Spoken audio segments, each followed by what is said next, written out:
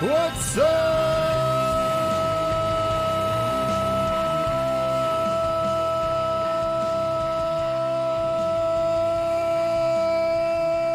wrestling fans? It's time! It is Thursday night, and it's time to talk some pro wrestling with the boys from 607 Podcast. It is time for the Wrestling Show, brought to you by 607 Podcast in coordination with 8122 Productions and the Three Fat Nerds Network of Podcasting. If you're listening to us on podcasting, if not, you're tuned into twitch.tv/607 Podcast, and we are excited to have you guys on a huge Thursday. Yes. This is a huge day. We took a week off, of course, for Thanksgiving. We're hoping if you live in the United States that you had a great Thanksgiving with your family, your friends. If you didn't get to see them because of everything going on in the world, you know, we're just hoping that you guys stayed safe and had a good time. Absolutely. Thank you guys so much for tuning in tonight. And we got a lot to talk about. But before I get to that, I would like to introduce myself. I'm the host of the Three Fat Nerds Podcast and one of your hosts here at twitch.tv/607 Podcast. My name is Rich, and with me, as always, as another host here on Twitch, but also you know him as the host of the Ocho Duro Parlay Hour Podcast, better known as the ODPH, talking about Kenem. War games. Let's talk war games. Oh, look at that. We already got somebody in. Mike Yo! C, man. What's up, you beautiful bitches? Sons of bitches. Look I at love you, it. Mike. You sexy son of a bitch. You know you wanted to tune in to hear all about what we got to talk about. We got a lot. We got a lot on the plate. And then somebody also could ask how I am wearing a WrestleMania shirt with an AEW hat. Haha. Because unlike other marks, I don't buy into that shit. I just watch what I like. And I was at WrestleMania 35. Fair enough. I'm rocking the Jeff Cobb too, so I'm cool. Some New Japan action currently. We're going to be talking about that in the show. We're going to let you know where we are at World Tag League and, of course, Best of the Super Juniors, but that's coming to an end this weekend. So we're going to talk about that. We're going to talk about some Chris Jericho, some Lance Storm in the mid-card as well. I'm going to go on a little bit of a rant. Yeah, I've been waiting for this. In the mid-card, this has been boiling for 2 weeks. And in the main event segment, we are going to be talking about NXT Takeover War Games. War games. Oh, I got you covered, by the way. Oh, I didn't even turn off the music. I was so excited I didn't turn off the music. I got you covered, by the way. Ready for it? Oh, bring it on. Of war games. War games. War games. I love it. Lots of war games coming up in the main event, but we'll be kicking off the show with all AEW all the time, coming off of probably, in my estimation, the biggest Wednesday night dynamite of all time for AEW at this point, and we're going to dive all into that, what it means, and the fact that I was fucking right. I'm saying it. I dropped the F-bomb. That's how excited I am. Wait to hear it. If you guys have been paying attention to the show, you already know what I'm talking about. But so we can get in this, let's get into the business end so we can dive right in. So Ken M, tell the fine folks how to get a hold of the Ocho Duro Parlay Hour Podcast and yourself. Simple. You want to talk anything ODPH, and I hope you do. Definitely swing on over to OchoDuroParlayHour.com or just hit me up on Twitter at ODParlayHour. I'll take you right there, and we have much to discuss. All right, and of course, if you want to check out the Three Fat Nerds podcast, or check this out in podcast form, because it is on the network, just search Three Fat Nerds anywhere you get podcasts. Also, all the information is at 8122productions.com. Shout out to Mike C, who is in the chat tonight. He is the host of Horror Zone 607. I am the producer and co-host of that show. You can find out all the information from Horror Zone 607 also at 8122productions.com. So if you're a horror fan, you should be tuning in to that podcast. Absolutely. We'll be making our triumphant return this week. Unfortunately, we had to postpone a week due to the fact that the construction was underway here at Dragon Master Games, where the 8122 Production Studios is housed. And of course, the best way to get a hold of us and what I was doing all the other night during Dynamite, of course, is at 3 Fat Nerds Pod on Twitter, because I live on Twitter. Yeah. I'm on other social medias. We have all those links. We put stuff up, but Twitter is really my my go-to. I hear you on there, my friend. It's easy because all my friends comment with me on there. So let's get into some good conversations according to Bombshell. Speaking of Bombshells, the Bombshell that Warner Media dropped today. You're going to have to tune into ODPH and 3 Fat Nerds next week. I guarantee we're going to be talking about that on both those shows. But I've been chatting about that with the fam over there on Twitter and having a good time. Good stuff. Also, guys, if you aren't already, if you're listening to some podcast form or you're tuning in not live, remember each and every Wednesday at 8 p.m. Eastern Standard Time, we come to you right here on twitch.tv/607 podcast. Check out the wrestling show. If you're not following twitch.tv/607 podcast, what are you waiting for? Seriously. Because when we hit 100 followers, which we're getting very close to, we are giving away a Funko Pop to one lucky follower, and myself and Diesel from the Three Fat Nerds podcast with Ken M on commentary are going to do the one chip challenge. I'm hoping you guys do it soon because I don't want those chips to get stale. I'm sorry. I really don't want them to get stale. I fear for you both for that. Yeah, I know. So with that being said, check us out here. Make sure you're following. That's absolutely free. It's a good way to support us here on Twitch. Of course, if you'd like to support us monetarily, you can subscribe to the channel. By subscribing to the channel, you'll be entered in because when you get to 25 subscribers, we are giving away a $50 gift card to Amazon, and then we'll be pushing to 50 and so on and so forth. But that's the first milestone. So let's help us get there if you would like to support monetarily. Also, you can just tip us at streamlabs.com/607podcast. It will pop into the chat randomly just because that way, it all supports what we're doing here and what we're bringing you. And of course, on Twitch this weekend, we'll be back Sunday night for NXT Takeover of War Games. War Games. War Games. That's right. We'll be back for NXT TakeOver War Games this Sunday, doing live commentary and reactions right here on twitch.tv/607podcast, and so much more action coming straight at you. With that being said, though, you can also support us on Patreon. Patreon.com/8122 Productions. I'm going to put it on the screen.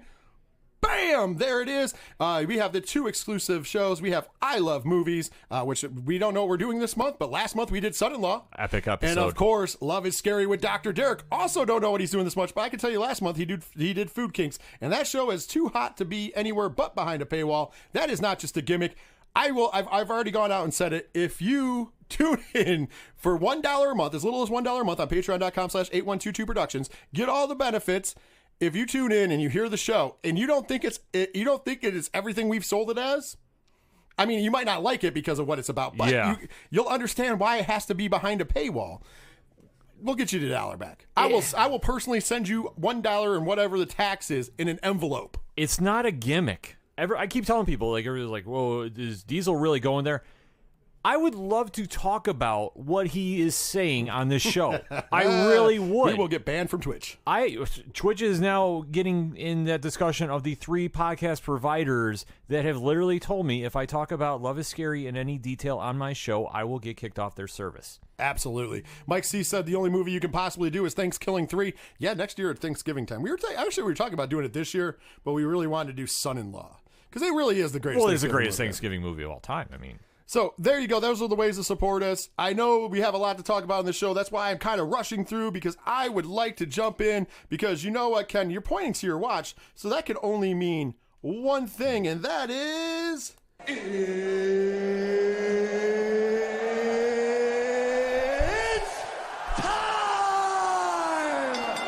And it's time to start talking about AEW Dynamite. Winter is coming, which went down last night as we record this. Mm-hmm. And all I got to say is, cards well played. Tony Khan promised the best episode of Dynamite ever. And I'm going to say it as a guy who's been cynical at times. Ooh, they delivered. Ooh, they delivered, brother. Because even on the undercard, we got some good matches. I was talking to you about it. The Battle Royal was fun. It was fun. Which now sets up an MJF taking on Orange Cassidy next week on Dynamite. Winner gets the diamond ring. Mm-hmm. It's a lot of fun. We saw a lot of cool things going on there. Also, we got to see a great women's match. Yeah. And Britt Baker. Also, we got a little more storyline between Sheeta and Abaddon, which I was digging. Sheeta's allegedly not scared of Abaddon because she's just cosplaying, but she looked awful scared. Yeah, she when did. noises started happening, she looked awful scared. So they're doing good things there. But that's not what you guys want to hear about. No. You guys want to hear about Powerhouse Hobbs. Yeah. No? Impressive performance. By the way, horrible name. By the way, it was a great thing. I did tweet out there that and I made sure I tagged you in it. I was like, Powerhouse Hobbs. I almost forgot which company I was watching. Yeah. That is a WWE name if I ever heard one. I'm just throwing it out there, guys. But with that being said, that's not what you want to hear about. Even that tag match was a good tag match, though. Darby Allin, Cody Rhodes, Ricky Starks, and Powerhouse Hobbs did a great job. Yeah. Regardless of names, very good job. But at the end of the match, we had a little beat down by Team Taz, which led to the natural Dustin Rhodes coming to make the save, and he gets beat down. Everybody's beat down, and just when it looks like they're going to maim Cody Rhodes, the lights go out. And when the lights go out, guess what happens, Ken? We find out Winter is coming. We found out exactly what Winter was, and I'm going to put it on the screen, ladies and gentlemen, because Winter was none other than the Stinger. Woo! incredible bombshell getting dropped. AEW scored a huge win with this. Oh, my God. I just want to put this out to you. We kind of knew this was in the works. We kind of heard rumors and inklings, and this started months ago. I had almost put it off as it was never going to happen, just be due to the fact that we kept hearing about it, and it never happened. Mm-hmm. What a chance to make this happen when you plugged something, when you said, hey, you got to tune in. This is the biggest Dynamite of all time. I'm like, we've heard this before, and you've under-delivered. And this is, a good almost 3/4 of the way through the show. And, at this point, like I said, the action's good. I'm not complaining about the show, but I'm like, my socks haven't been blown off. And then I was just like, literally, I sat on my couch, and that's a good thing this is explicit. And out loud, I was by myself. And out loud, I said, holy fuck. And that was it. And I just sat there in awe. I felt like I was like back in high school again. I was a 16, 17-year-old male watching the Monday Night Wars. I just saw Sting. And once again, we've seen Sting since. We've seen Sting in WWE. We've seen him be inducted in the Hall of Fame. We've seen all that jazz. But this on TNT felt like home. It felt like a big deal. And I'm glad they got the deal done. That's all I'm saying. I don't care that he's 61 years old. The fact that you signed a big name that shifted the needle. Like we always talk about the demographics and all that jazz. The viewership shifted over to AEW when this happened. Sting was #1 trend last night. Absolutely. On Twitter. Why wouldn't he be? Exactly. Because no matter what you want to say, he's still a name. And for wrestling fans to see him appear on TNT television for the first time in, 17 years? Absolutely. It's something like that. Oh, no, it was 18 years. Or 18 years. Was a big deal. By the way, one of my favorite moments was actually Tony Schiavone doing the old school Tony Schiavone. Yeah. It's Sting! If you go back, if you watched WCW like I did, because I watched both programs, even then I could I'm wearing a WWE and an AEW hat. I back then watched WCW and WWE flipping back and forth. I mean, that's just, I've never picked a side. I just love wrestling. And I'm going to throw it out there. When I heard Schiavone do the classic, it's Sting! Which he used to do back in WCW, go back and look at some of that stuff on the network, obviously. And it was amazing to hear that on TNT for the first time in almost 2 decades. I marked out a little bit. Here is the official press release from All Elite Wrestling. I'm going to read it to you about Sting. It says the Icon Sting makes debut on AEW Dynamite Winter is Coming episode on TNT. Winter is Coming was already guaranteed to be the biggest episode of AEW Dynamite yet, but on a night packed with tremendous clashes, the debut of wrestling legend Sting took the world by surprise. Widely regarded as one of the greatest professional wrestlers ever, Sting's jaw-dropping appearance sent electricity through the crowd at Daly's Place, Jacksonville, Florida, and throughout the wrestling world when he stepped in the ring. AEW has also confirmed tonight that that they have officially signed Sting to a full-time, multi-year agreement. Tony Khan says, this is a quote from Tony Khan, the surprise introduction of Sting was a great way to celebrate our biggest episode of Dynamite yet, said Tony Khan, CEO and GM of AEW. When AEW launched, I was ecstatic to bring wrestling back to TNT after a very long absence. Sting defeated the legendary Ric Flair in the final wrestling match to be shown on TNT for more than 18 years until the debut of Dynamite in 2019. Now, almost 2 decades later, it's such a thrill to welcome Sting to AEW and bring him back home to TNT. Tune into AEW Dynamite on TNT next week to see why Sting is joining the most boundless promotion in all of wrestling. Facts. I thought that was a very good press release. Absolutely. And I once again thank AEW for giving me the press releases.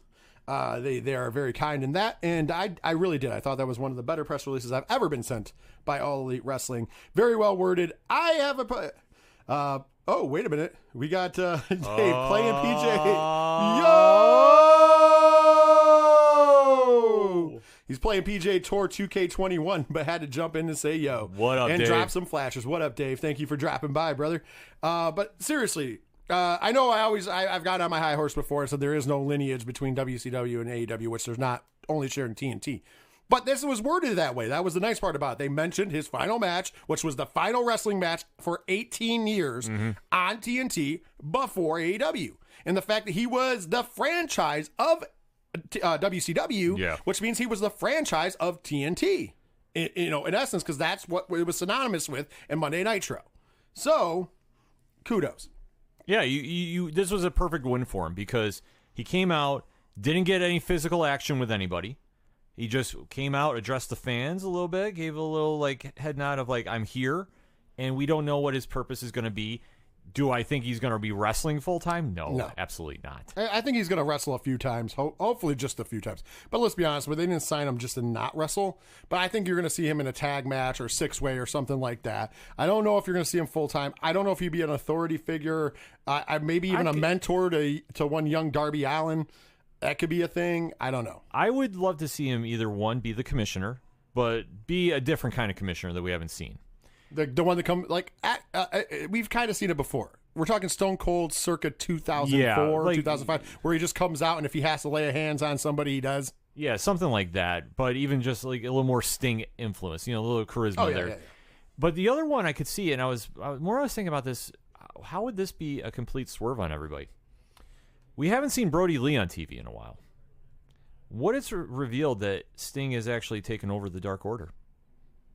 And maybe he's the real Exalted. Maybe he is above the Exalted one. Maybe the Exalted one wasn't the leader. Maybe upper management had to step in, if you will. Exactly. So he could be pulling the strings and just kind of teasing the fan moment, because you knew in the minute he was going to walk out, there was going to be a big pop. And not to say that Sting would be a heel, because it's Sting.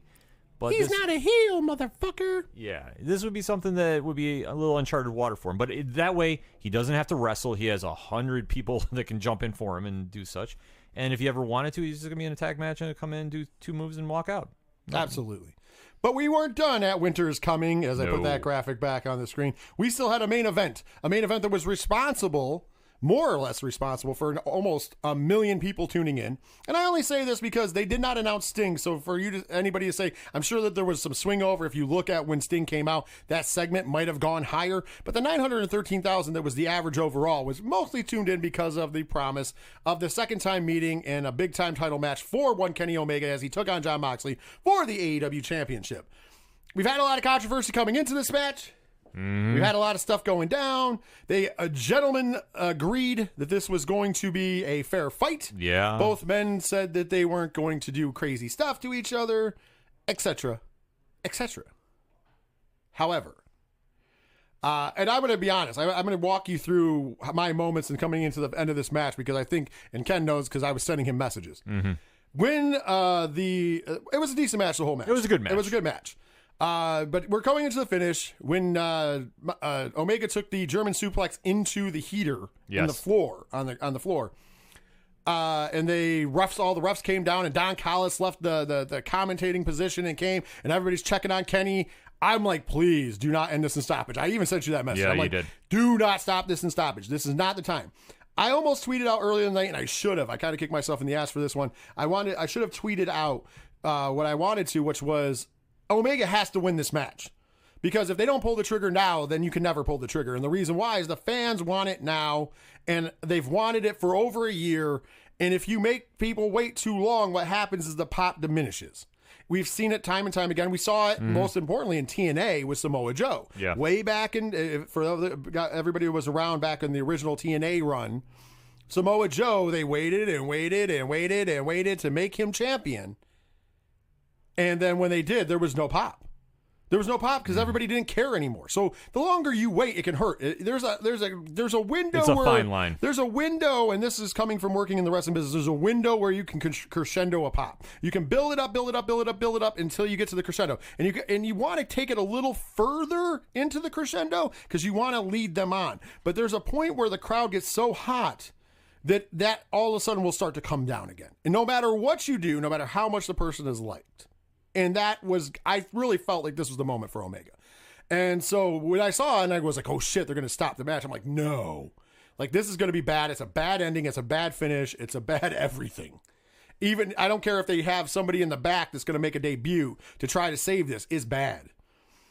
Well, we got a surprise. Moxley was not having any of it. Threw Kenny Omega back in the ring. Don Callis gets a microphone, gets on the mic, says, hey, he's hurt. Don't do anything. This is my friend. Moxley pays him with a punch to the face for his rebels, but Don Callis happens to lunge his hand forward with the microphone into the ring, right to Kenny Omega.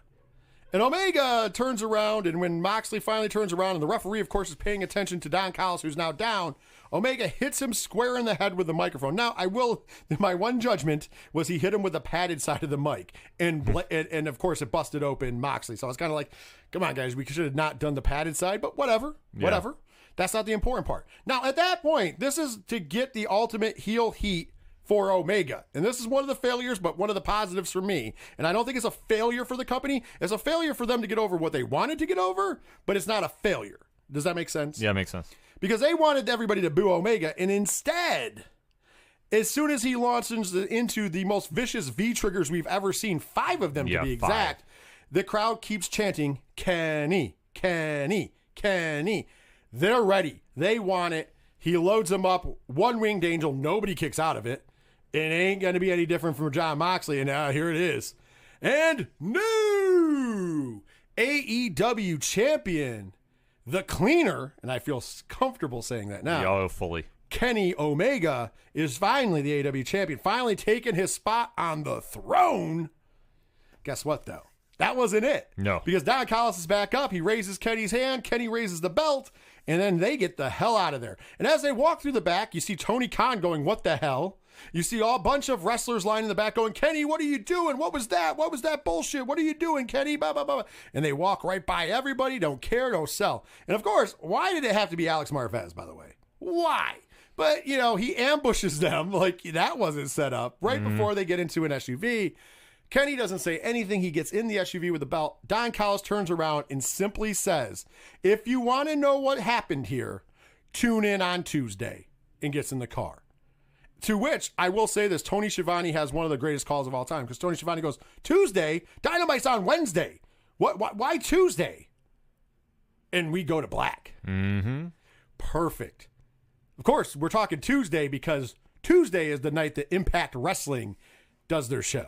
Yes. And it has been confirmed by Impact that the new AEW World Champion will be appearing on Tuesday night on Impact. They even sent out where you can find it. If you are lucky enough to have Access TV, you can watch it on television on Access TV. For all the rest of us, it's pretty much twitch.tv/Impact Wrestling, which I will be tuned into, and a lot of other people, because this is big, big news.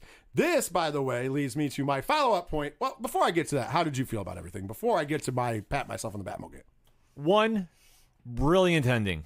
I have to say, they did the right call. I was a little wearisome that they were going to have Moxley win by a quick roll-up, and then Omega would have done a beatdown after, which I would have understood, but yet again, I agree with Rich about this. Making Omega the champion, and by the way, first AEW champion, not with a lineage from WWE, so congratulations, guys. This was a big move, and the crowd has definitely been calling for this. Kenny Omega, since he decided to declare the year of Omega, as Coach Duffy always says, this was a perfect build. It was a perfect setup. The cleaner is now here. They have been teasing this, if you really want to go back through the lineage, about when Don Callis first arrived. So there's a lot of seeds that have been planted. So to see this finally pay off is huge, and now to have a potential crossover. Well, what we're going to do here is I'm going to put the AEW logo on the screen like I like to do for my boy TK. So here's the thing. First, I'm going to pat myself on the back. If you guys have been tuning into this show long enough, circa about 2.5 months ago, you would have heard me go over what I thought was going to happen, or what I thought the AEW was trying to accomplish. It was on the episode where we kind of talked about the future of AEW and what they needed to do going forward. Mm-hmm. I had made mention that I saw some writings on the wall and gave some examples that it looked like All Elite Wrestling. It was also around the time that New Japan and them were doing something for Jericho, and it kind of came up. Mm-hmm. Oh, OD Parlay Hour on Twitch is hosting us. Thank you. That was just you, but I'm still thanking you. Yes. But with that being said... I'm having people message me right now, so I'm telling them to watch. Yes, that's right. So with that being said, I have gone out and I had given out reasons why I thought that AEW was going to try to work with, as the parent company over, kind of like I related it to the NWA, what the old National Wrestling Alliance, not what the new one looks like, but the old National Wrestling Alliance, where a bunch of different territories worked under the NWA banner. And as they worked under the NWA banner, they, there would be one main NWA champion, one main tag team champions, and then everybody had their own local ones as well. But the one main would come through, Ric Flair would travel town to town and wrestle the town's hero or Harley Race or whoever. Just go back through the lineage. And I said, AEW, I feel like, is trying to do something like that, possibly. Trying.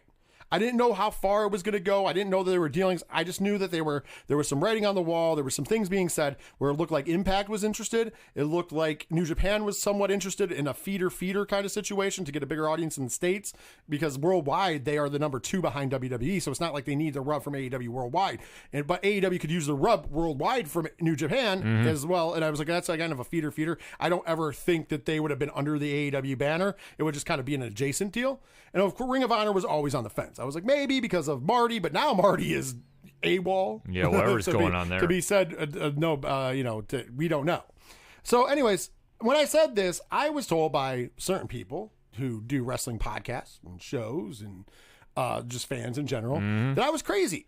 That there was no way that any company was going to work with them, especially because Impact was doing so many good things at the time. Well, they were doing good things not on a TV program that people could see and not, visibly. Let's just be honest. You can do all the great things in the world, but if you aren't visible to the masses, it doesn't matter.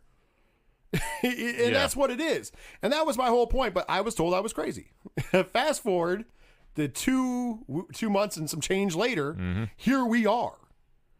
And I'm not saying that I was told by my buddy TK this was happening.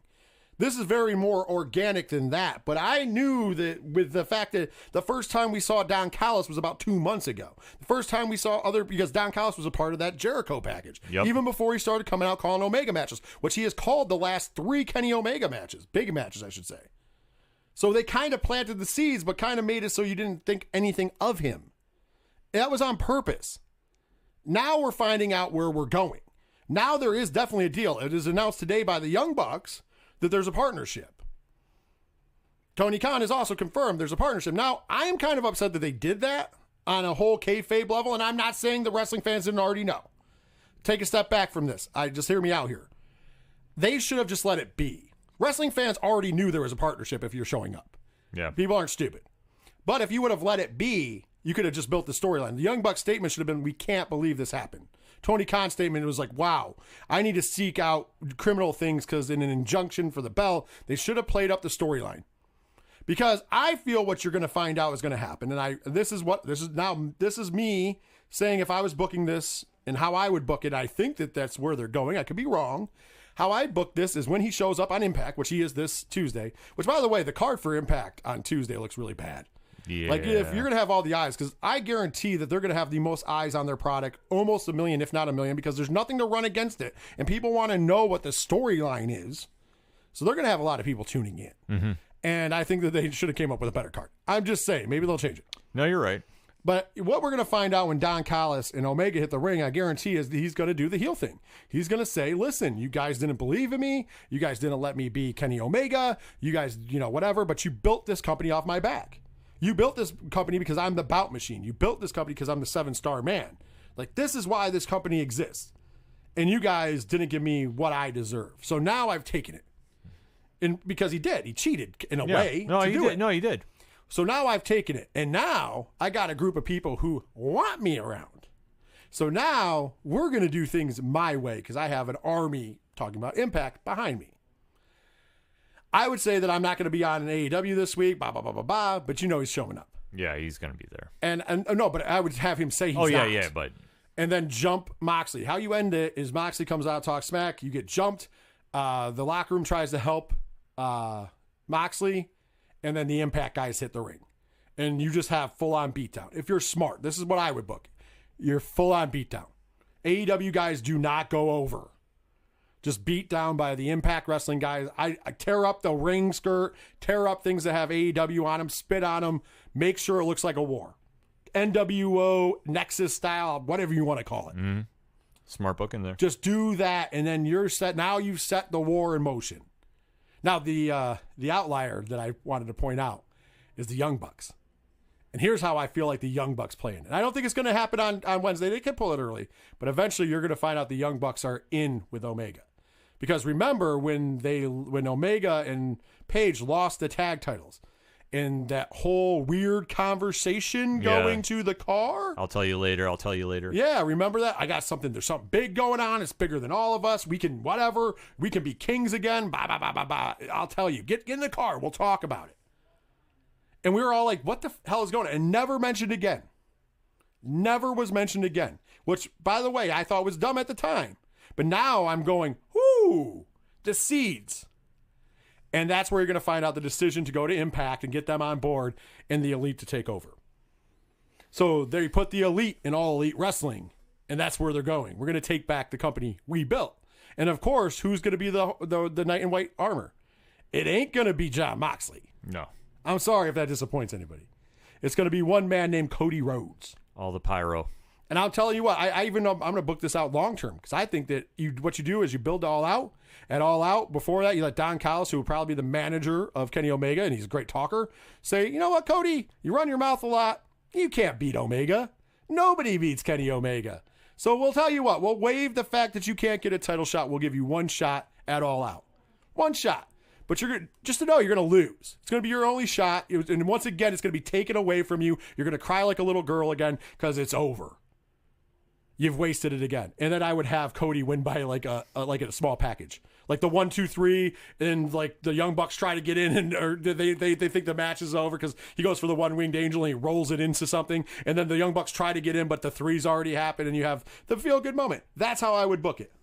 I would see that fully happening. I'd love to see that because obviously Cody is going to be carrying the flag of AEW into this. He'll be the head of that invasion angle, and that would be very smart booking to do. I have an odd sense that Omega will come out, but then Moxley will try showing up on Impact this week too, but he'll get stopped by somebody from Impact. Oh, absolutely. Yeah. I think that could happen too. There's a lot of things that are going on. All I can tell you is this is one of the most exciting times to be a wrestling fan. Absolutely. This is super exciting. And I don't know why my thing doesn't want to work right now. I'm trying to put something in the chat. Yeah, it's not working. No, I could hear it, and yes, absolutely, Mike C. I do agree that maybe I should have this pyro before I open the show every week, but I don't really need that much. How do you feel about Cody Rhodes pyro? Oh, God. By the way, if it wasn't for the fact that they got new floors, TK had offered, because of my victory and my vindication, this is true. He had offered to send me the Cody Rhodes interview pyro. We just didn't want to burn down the studio. Yeah, especially the nice floors they just put in. Yeah, I know. If it wasn't for the floors, though, I guarantee you we would be doing it. But when has there really been this kind of buzz around a company, not WWE, that this is just invoking the invasion angle feels, but in a different sense? Like, we have not seen this happen where indie promotions are willing to work with each other. Mm-hmm. Good, bad, and different. This is a huge move. And this has a lot of upside to it. It could have a lot of downside, depending on how they want to do it. But there's more good than bad, in my opinion. Historically, well, for AEW there is. Mm-hmm. Historically, I will say what our good buddy Walt Ball said to me. Historically, when something like this happens, one company gets the raw end of the deal. And I said, of course, Impact's going to get the raw end of the deal in the long run because this is an AEW show. AEW is way above them. And I was like, does it really matter? Because Impact should have been dead years ago. Right. Like, that's the facts. Impact's playing with house money, so they got nothing to worry about here. As a matter of fact, this is the best thing that's happened to Impact because they're going to have a lot more eyes on their product than they ever have. And their wrestlers who are going to, I guarantee they're going to show up on Dynamite. They've already teased it. You got Dax Harwood of FTR today only tweeting 1 to 3 words, depending. And it was the names of the tag team division in Impact. He tweeted out the North. Just put the North. Send. The Good Brothers. Send. MCMG. Send. And that's what he did for every tag team. He did for every tag team. So you already know he wants to fight some tag teams, brother. And he's in. And Jordan Grace even put on "What's your dream match scenario" on her Twitter. Oh yeah, people are going crazy with this, as they should, because this is such a bold move, and we have not seen this on this level. Like, we knew when WWE bought WCW and ECW, okay, that's in house. Yeah, that was all in house. Yeah, this is 2 separate companies. This is very, very different. It has such a good organic feel to it that there's a lot of potential to see if this can happen. It just depends if the egos can handle working with each other. But in this scenario, AEW's got the stroke. Well, not only that, they have the stroke. This could help out Impact endlessly. If Impact becomes the feeder system for AEW, and they can get a TV deal on, not even, like, we joke about True TV, but like if they could get a deal on True TV is shown on more households than Access is. Yeah. So therefore, that alone, even if there was something like that deal for Warner Media, they're winning again. They're winning. There's no loss there for Impact. I mean, yeah, they're not the top brand, but you're not going to be. You're not going to be WWE. You're not going to be AEW. All right, I'm just going to throw this out there. You know Cody's been talking about a third wrestling show for AEW. What if it's Impact? It could be. It absolutely could be. That's my point. Now I'm thinking about it. My point is this is very NWO-esque, which is a company who bases themselves a lot off of WCW. That's a big deal, my friends. Yeah. That's not something to scoff at. That's not something to think that this is not serious. And this has got the wrestling world talking. This isn't something we're just talking about on this show. Go check Twitter. Go check, any other programming. Even the people that I'm not huge fans of, and we'll get into that later, of the Wrestling Observer. Everybody's talking about this. They're talking about Sting, because that's a draw, and they're talking about what is up with AEW and Impact. And literally, Sting, of course, is a little ahead because he's an icon. He's a legend. That's a big deal. That's a big sign that's going to bring eyes to your product. Not just, in a wrestling sense. It's just going to bring a lot of eyes. Like Chris Jericho brings eyes to your product because he's Chris Jericho. He's recognizable. Sting is even a step above that as recognizable. So this is going to do a lot. I said already, it is going to be a failure, and I don't think it'll happen. I think they're going to have over 1 million next week when we hear Sting talk. Couple that with the fact of whatever happens on Tuesday, because I guarantee whatever happens on Tuesday is going to lead to a brawl on Wednesday, and people are going to want to continue to see that story play out. Yeah, if AEW does not hit 1 million, it's a failure in my opinion, but there's no way it shouldn't. The internet fans are all excited about this. They're a rabid fan base. Anywhere you go and you're talking wrestling, casual fans are knowing because of Sting. The diehards are knowing because of Omega and Moxley and Impact and AEW. So now AEW needs to deliver a lights-out show Wednesday. Impact can be Impact, but as long as that Omega segment does something, and then maybe you see Moxley show up and possibly challenge somebody in AEW or an Impact, maybe do something kind of crazy like that. Oh, I agree. Yeah, you're going to see something happen like that, but that AEW next week is going to be huge, and it needs to be huge. Yes, I agree. I think this is going to be awesome. And I can't wait to be on the on the right. All jokes aside, and I really did call. No, but kudos to you for calling this. But I am going to pat myself on the back and take that victory lap. But on top of all things aside, this is exciting. This is great. I can't wait to see more, and we're definitely going to be tuned in. Stay tuned here because we're going to be covering everything I got next week. I will be tuning into Impact on Twitch, and I will also be tuning into Dynamite, finding out what's happening. We'll be live tweeting because it's going to be some fun stuff. And next week on this show is going to be great. But with that being said, let's jump into the first break. And for our Twitch fans, we like to do a little fun. You'll get to see the ODPH information on the screen, but we like to play Name That Theme. So last week I gave you a real big lob ball. Yeah, that was an easy one. And by the way, kudos to Chris Jericho, who we're going to be talking about first up, by the way, in the mid card. Kudos to him because he did not hit us with a DMCA. Thank you, Chris Jericho, and the fucking fact that we love Judas. And I just gave the lob ball because I wanted to hear Judas, and it was for our good friend Dave in the chat. Yes. But this week, it's going to be easy for some. It's going to be harder for others. I think you're going to get it. I don't know about you, chat. You guys are going to drop it in. So when we go to break, if you're in the chat on twitch.tv/systempodcast, go ahead and put it in the chat. We'll give you time after even. If you're in your car or in your house or wherever, you can yell it out loud if you want. If you're listening to the podcast form, Name That Tune is coming up right about... I'm stealing JR's gimmick again.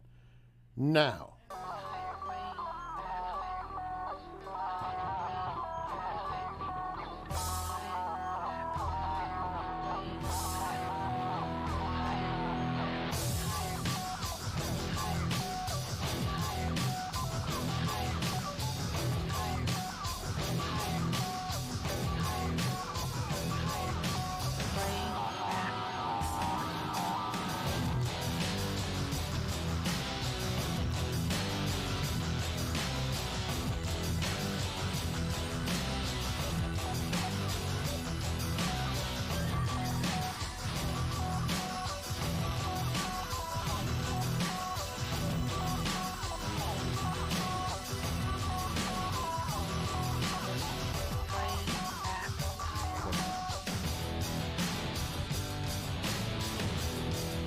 Well, normally I would not have the next thing up, but I mean, I already told you I'm talking about Chris Jericho first.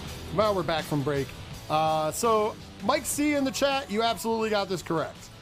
So anybody else in the chat, we're going to give it for 5, 4, 3, 2, 1. Now that Ken is also done sending messages out to get more people listening. Ken, do you know whose theme song that was? It would be Triple H's My Time. That's correct. And Mike C says, always like that theme. That was actually my favorite Triple H theme for the longest time. Yeah. It was even, I'm going to say it, it was even above the game for a while. And then the game just wore on me. The game is just so perfect. It's a great song, but once again, like, I don't know. I just love the My Time. Of course, that didn't have the lyrics where you had the My Time, from the fake Rage Against the Machine band. Yeah, the actual D-Generation X, if I'm not mistaken. Yes, it was the DX band, and they did the fake stuff. So we got some stories to talk about in the mid-card before we go into the main event and talk about NXT TakeOver War Games. War Games! Oh, wait a minute.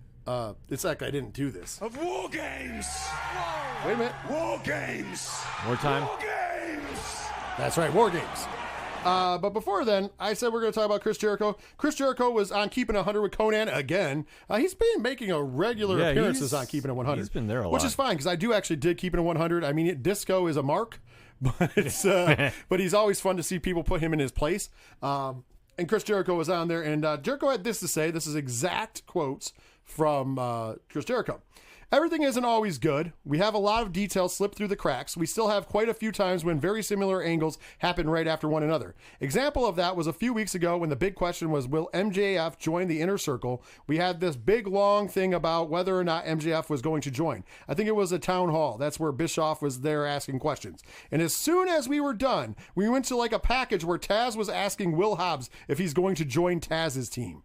And I went to the production team and I was like, guys, how can that happen? How can that even be? Like, it's the exact same thing and nobody even noticed that. Maybe we should move the package somewhere else. In the future, let's not use the word join for Will and Taz. Instead, are you going to come with us? Are you going to work with us? Are you going to be a part of our team? Will MJF join the Inner Circle was the tagline for our pay-per-view match. Therefore, any other joinings should be suspended for this duration. And that's just common sense. But sometimes those things just fall through the cracks. I'd like to see a little bit more attention to those kind of details. We don't have writers, and we're very proud of that. I think that we could use an organizer. He goes on to say QT Marshall takes all the ideas for the week and he kind of formats them all. Tony will say it always is about the opening quarter, the crossover quarter, and the final quarter. So I think Tony decides where he wants that and QT shakes up the rest. And then Tony says, oh, this is good, or we need a package here. So it's weekly kind of collaborative process for sure.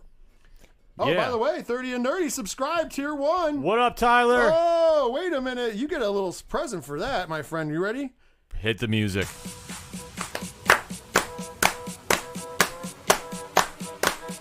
Get real loud. You get excited around here. What up, Backcast Productions?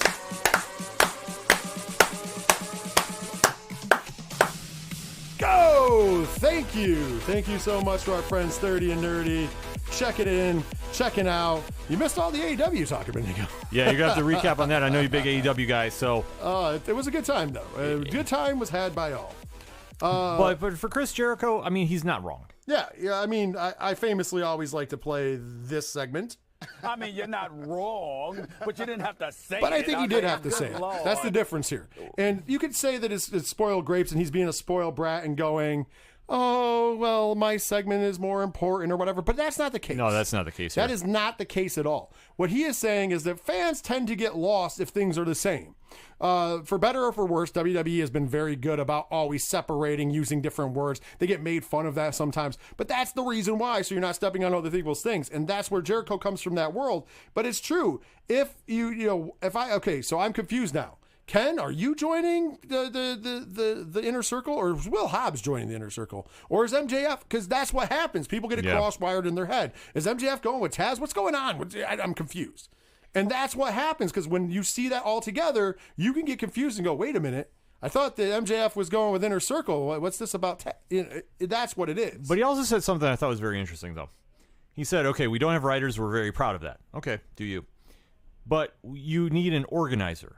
Okay, who is your organizer? Is it TK? Is it QT?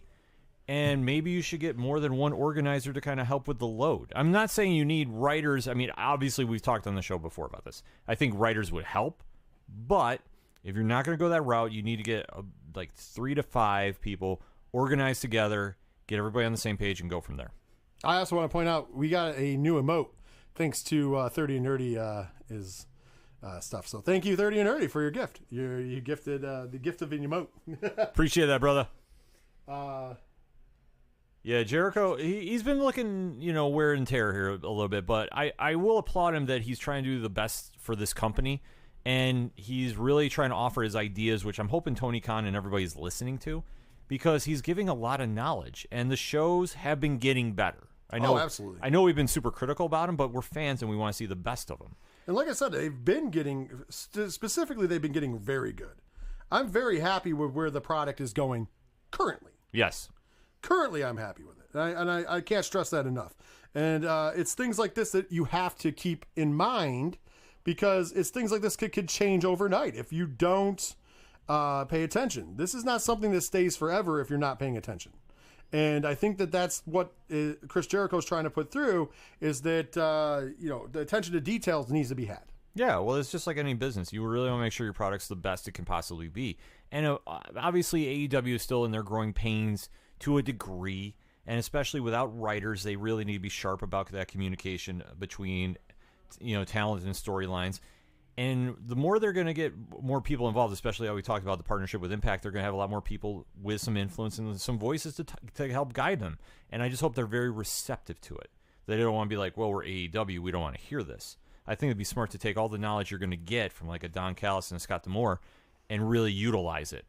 Hey, this is more hands in the pie that are very knowledgeable and very good. So I agree. I think this is awesome. And it can only get better. And Jericho has been, things that Jericho drove home before have taken hold. So I'm hoping that it's the details that make this thing, after you get to a certain level of the dance, it's the details that will take you to the next level. Yeah. Absolutely. With that, though, I got something new for you. Okay. Because we're going to go, and I love New Japan Pro Wrestling. Oh, absolutely. And we love covering New Japan, and we're about to cover World Tag League and Best of Super Juniors. I'm going to spoil that. Look, I'll even put the graphic on the screen so people can see what we're going to talk about. Give you the standings, give you the fact that they're ending this weekend, all that happy stuff. But I got a new segment for whenever we do New Japan. And see if you can think about whose theme music this is. It's just a next script. Ready? Okay.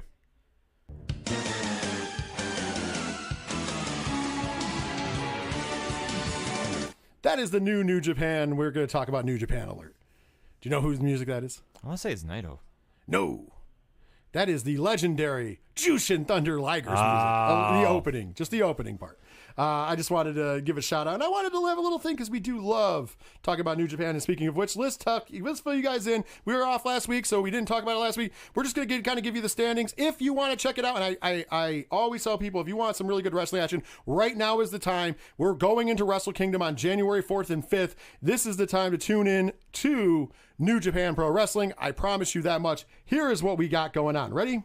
Bring it on. In World Tag League, so we'll start with Best of Super Juniors. There's some people who have been mathematically eliminated, but they still have 2 more matches. Everybody has 2 more matches left, and it will be ending on December 6th. And we'll be finding out who will be getting a shot at the best of the the Junior Heavyweight Championship and the tag titles at Wrestle Kingdom. So, in the Best of the Super Juniors, eliminated with 0 points was Doki and Yua Uemura, which they're both young boys, and that's kind of interesting that they got 0 points. Also eliminated with 2 wins, so it gave him 4 points. 2 wins, 4 losses. Robbie Eagles from Chaos. Interesting, right? All right, next up, and these are all people who are still in play right now. Any of these guys can win, depending upon different things. The ones that are having the hardest time on the bubble, and they need a lot of hope, is Bushi, Sho, and Taguchi, who are all 3-3 with 6 points. Okay. Little less work for the next 2, who are 4-2 with 8 points, El Desperado and Master Wado. Okay. And of course, sitting pretty, there's 2 guys sitting pretty at 5-1 with 10 points. It's their tournament to lose. And that is Bullet Club's Taji Ishimori and your reigning junior heavyweight champion, the ticking time bomb, Hamaru Takahashi. So Takahashi can win, and then he gets to name his challenger at the event at Wrestle Kingdom. Sorry. That'd be kind of an interesting thing. Yeah, it's happened before. It hasn't happened in a while, though, if I'm not mistaken. Now let's get into the bigger one, the World Tag League. We have a couple people that are eliminated by points. We have a few teams. So eliminated by points, the team of Toa Henry and Hiroshi Tanahashi. The ace is out. They went 1-6 so far with 2 points. Wow. They can play spoiler, though. They have a chance to play spoiler this weekend as well. But still, the ace is out, 1-6. Also out by points with 2-5 record with 4 points. Bad Luck Fale and Chase Owens of the Bullet Club. Okay, not real surprise there. All right, on the bubble but need a lot of help. The Bullet Club team of Evil and Takahashi. Okay. Yujiro Takahashi and Evil, they need a lot of help, though. When I mean a lot of help, that's we're going to talk about it in a second, because at 4-8 with 8 points is, and it's going to take me to read this, Great O'Khan and Jeff Cobb. Hiroki Goto and Yoshihashi, Chaos Team. Juice Robinson and David Finlay. Sonata and Shingo Tagagi. Tai Chi and Zack Sabre Jr., and, of course, the GOD, the Gorillas of Destiny, turning around from starting off with 2 losses, and they've won 4 out of the llast 5. Because ain't nobody realer than the Gorillas. And number 1 in the points, and this is a shocker, the Chaos team of Ishii and Toriyano, 5-2 with 10 points. By the way, former tag champions as well. And they've won this before, that team has. The Stone Pitbull and the Thief. Yeah, I was going to say, there's so many ways they could go with this. Like, obviously, I'm hoping GOD does, because, like I said, ain't nobody realer than the Gorillas. The Gorillas are where it's at. They're amazing. But Jeff Cobb's still in it, too, so I got to rep my guy. I'm a big fan. I'm a big fan all the way around of everybody in this, and lots of great action going down this week. Let's switch it back. Let's get into some PC news. We have the last class of recruits for 2020 entering the WWE Performance Center. Ready for it? Bring it on. So, of course, headlining this group is, of course, the former team of the Rascals. And that would be Desmond Xavier and Zachary Wentz. They both have signed officially. One name is missing, obviously, and that is Trey Miguel. So yes. Without moving any further, let's talk about the elephant in the room. I still think Trey Miguel is bound for WWE. I think, though, that since he's the belle of the ball right now, he is hearing offers from Impact again, he is hearing offers from AEW, and he is hearing offers for WWE, and he's probably going to go with the highest bidder. Makes sense. Obviously, especially with the AEW Impact angle they're doing right now, he has a lot of stroke he can use. Absolutely. Next up, we have that's joining. Sorry, they did this in like bullet points, and they took up a lot of spice for the Rascals. The Rascals pretty much have the entire list here. How funny is that, by the way? They were the biggest names of everybody in that group. I mean, no offense to anybody else who was signed, but they were the ones that when they showed the group picture, everybody went, "Oh, yeah." Also on the list, is Alex Zane, real name Alex Brandenburg. He's another popular indie wrestler. He's wrestled for Ring of Honor, Game Changer Wrestling, GCW, and Black Label Pro. So those are pretty big names. He's been a wrestler for 15 years. Student of former WWE US champion Yoshihiro Tajiri, and also a 6-man tag team champion with our good friend Jay Freddy, by the way. Right on. Sujiro Ikman Haguchi. He will be coming from Japan, and he is signed and joining. He wrestled for All Japan Pro Wrestling and Wrestle 1. Russ Taylor has been performing since 2004. That's another person who's joined. And the well-traveled veteran has competed around the world. Taylor had previously appeared on Raw in June 2019 as enhancement talent. Taylor has worked in Germany, Japan, and the United States. He's also joining. And last but certainly not least, Ariel Howard is the only recruit from the last list who doesn't have a wrestling background. She's 23 years old and a former basketball player who played at Mississippi State and Texas A&M. The Georgia native was picked in the 2019 WNBA draft and has represented the Seattle Storm. Okay. So, an athlete in there as well. Good stuff. What do you think about the new class? Obviously, the Rascals are the top. The Rascals are the belle of the balls. So, it's a huge move for them, huge move for NXT. Can't wait to see them get in the tag team division, and Trey Miguel is the one everybody's watching right now. Yeah, absolutely, and I feel like he's definitely going to be up there. Yeah, he's going to be up there, and man, he's going to definitely demand a king's ransom, as he should, because he's a big name right now, and if AEW can slide in, we always talk about them needing to sign big free agents. If he can get them somehow stay at Impact with some AEW leeway to come over to, that's a big move. Big move. Big moves. So, it's time, Ken. It's time for what you were waiting for, and hopefully people at home knew about it and were waiting for it. Here we go. Tell Me Lies is something that we do for fun, and it's a call-out segment, but it's also something we do for fun. Yeah. So, here's the problem. I didn't want to do that today because I think this has gotten out of hand, and I've gone on record and saying this before, and of course, you guys obviously know it's the Wrestling Observer duo of Dave Meltzer and Bryan Alvarez are on the screen. Mm-hmm. And this was taking place obviously on the week that we're off coming into this week. And I've said it before, both of these guys say shit to get a reaction, to get themselves over, to, get people talking, to like drive more people to their Twitter and stuff so they can get influence. If anybody who works Twitter or anything like that, if you're doing any kind of promotional stuff, you know how that game works. I understand what they're doing. But there's some real toxicity that comes out of that. And we've talked about it in the past, and it kind of gets real horrible. Yeah. And this is even worse. And what I'm talking about is something that you guys probably heard about. And once again, we were off for a week, so it took me a while, and I just couldn't let it go. And I understand that it happened last week, but that doesn't mean it goes away. Of course, I am talking about the whole thing of bringing back up Roman Reigns' leukemia as tops. So how did this all roll out? Let's take you back in time. How this all rolled out is that there was a class action lawsuit brought against WWE. See, I'm not reading notes. This is how much research I did to actually know my ass to talk about it, unlike these two ass clowns. So there was a class action lawsuit brought against WWE by former shareholders and by some current shareholders because obviously they're a public company. The reason they brought a class action lawsuit against World Wrestling Entertainment was because there was allegedly, and I say allegedly because obviously with a settlement, because we're going to get into that in a minute, it was never uncovered or not. Allegedly, there was a deal in place, possibly with Saudi Arabia, for millions of dollars to bring an exclusive to Saudi Arabia WWE television product there. Mm-hmm. Not something that would be live from there, just kind of like a syndicated show, probably cutting up some of SmackDown, Raw, and other things, and repackaging them for the Saudi audience, or doing something in dark matches and packaging them for the Saudi audience. Probably involving the one Saudi wrestler that is on the roster, Mansoor. Yeah, Mansoor. So I would assume he would favor heavily in that. Right. Which is fine, whatever. So the reason why the class action lawsuit is because WWE didn't let its shareholders know. And whenever you're approached with an offer and you're a public company, you have to, whether you take it or not, whether you're interested in it or not, you have to disclose that to your shareholders. Also, that could also help drive down or drive up the price of stock if it's leaked. And that can be considered insider trading. Now, nobody accused them of insider trading because that wasn't happening. But what they did, what the lawsuit was for, was saying, hey, we could have standed to make X amount of dollars off our shares that you never brought in front of us, you never had us vote on, and therefore we feel like you've let us down. Mm-hmm. It's a confidence thing. Yeah. WWE settled out of court for $41 million.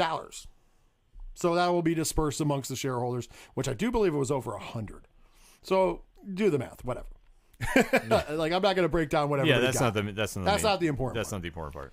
So with the settlement, that was the agreement. That's all that it was about, folks. Go back. You can look for yourself because it's a public record. That is literally all the lawsuit was over. Was money that the shareholders thought that they were being held out on, and WWE saying, okay, we're just going to pay you a settlement, which happens all the time because it's going to cost us more money to go to court with you.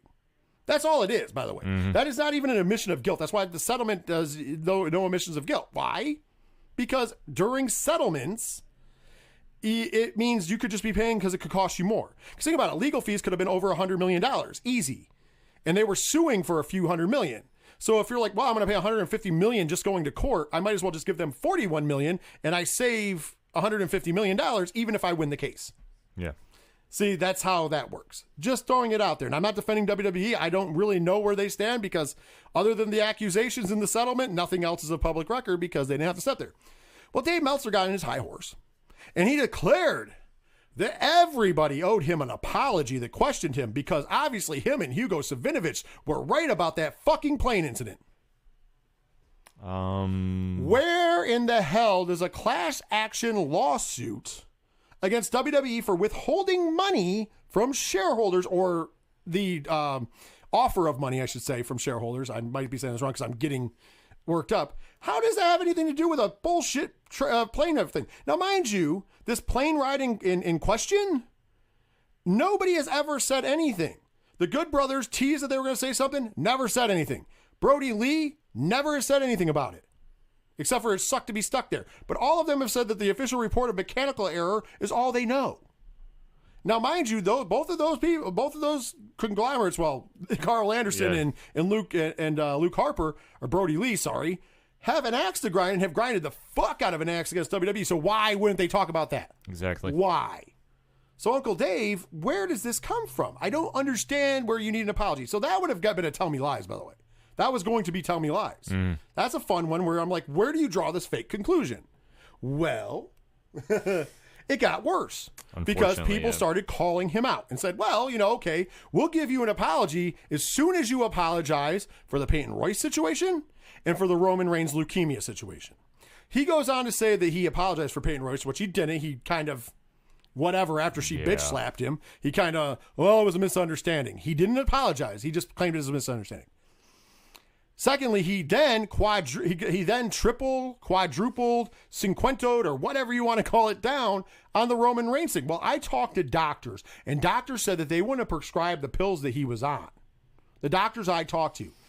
But then in the same breath, the idiot says, well, but I do understand that they can be used to treat that. Well, dumbass. If a doctor has the right to use whatever medicine he wants on his patient because he, knows what's right, where is it for you or another doctor to tell it? Did you talk to Roman Reigns' doctor? No. You know why I know you didn't talk about it? It's the Hippocratic Oath. They can't tell you shit. That's what HIPAA is. Stupid. So once again, you downplayed a man's leukemia just because you wanted to flap your gums. Disgusting. Yeah. Very disgusting. But it got worse. How could it get worse? How? Like, at this point, you're like, I've called him a scumbag and a piece of shit before, and that really doesn't cover what he does. Because then it gets worse, because then his buddy, Bryan Alvarez on Wrestling Observer Radio, he's taking some questions, and he then decides to tell a story about a friend of his. A friend of his who was sick with leukemia. Not the Roman Reigns kind of leukemia. Direct quote. Yep. Direct quote. Then he would later go on to not apologize, but say, oh, well, I didn't mean anything about what, No, you did. You meant to say that Roman Reigns either had lesser leukemia or didn't have leukemia. You meant it as a shot. What kind of a piece of shit goes to sleep at night knowing, hey, I just made fun of somebody who had leukemia? Now, I understand. Maybe your friend had stage 2, stage 3, stage 4 leukemia. If he has stage 4, he's probably no longer with us, and I feel bad. I'm never going to take a shot at somebody with cancer. It's a very touching subject to myself and Ken M. And we raise money for that. That's part of the reason why I'm fucking so animate and passionate about what I'm saying here. The only difference in anybody's situation with cancer is, and the only thing that makes it more severe is the further along you are, whether it's stage 2, 1, 2, 3, or 4. Obviously stages 1 and 2 are not, I'm not going to say easy to get rid of, but it's the beginning of cancer, and if there's something they can do, they can. Stage 3, it starts to get hairy-carry. You can or you can't. Stage 4, it's game over. And I know that's kind of a weird way to put it, but that is how it is. And to make the fact of light of a man who has not once, but twice had leukemia, which means it went into remission and it came back, which means it's likely to come back again. And it could progressively get worse. That's how this works. Because you think that he was full of shit? Let me ask you a question. You defend AEW. They don't let you in their press conferences and stuff. I get it. But you do have certain access. Do me a favor. Call Jon Moxley. Get an interview with him. You have that stroke, maybe. Somebody get them in touch with Moxley. Do you get a fucking cameo for all I care? Ask Jon Moxley. Ask Jon Moxley if part of the reason he left World Wrestling Entertainment was because his sick friend they wanted to use in a fucking storyline was fake. Ask him. Better yet, I'll tell you if one better, Bryan Alvarez. Fucking ask him to his face. Tell me how it goes. He'll dump your fake wannabe wrestler ass who failed at it quicker than shit. That's why you won't. What a piece of shit. I thought you were a piece of shit before, but whoo-hoo. Wow. Overstatement.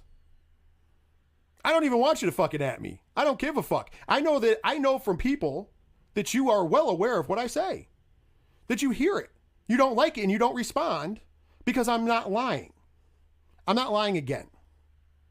That's my challenge. I don't want to hear from you because I don't care. You're beneath me. I would never fucking give you the time of day. You can have all that you have and brag about and all that. At the end of the day, all you pitch is lies and bullshit. So, from this time forward, I'm done with you guys. There's not going to be any, we'll do Tell Me Lies still because there's plenty of people with clickbait and shit that I'd love to talk about. But I'm done with you two fucking morons. Because I'm at the level right now where if I saw you, I'd love to fight you. And I mean that. And if you would like to make that happen, 1235 Upper Front Street, Binghamton, New York, 13901. Let me know when you want to meet me here. Or better yet, let me know where you are, and I'll fly there. That, my friends, is real. That's a fucking shoot. Now, let's get back to having fun, because I'm tired of that shit. I'm with you on that. And that is just disgusting.